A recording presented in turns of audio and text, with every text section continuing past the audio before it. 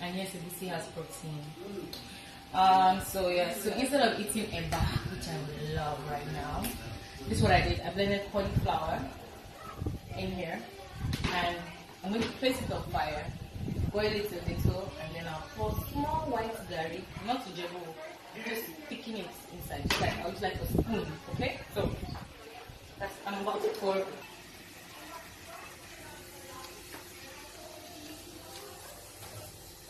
Yeah, and I'm going to stir until it dries up.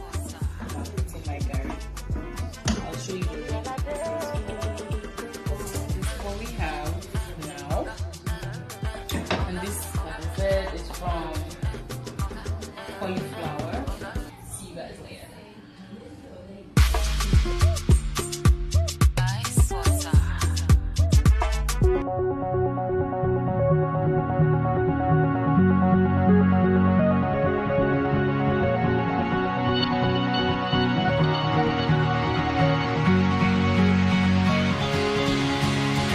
Tell me, can you hear me now? Can you hear me crying out like an animal out in the wild?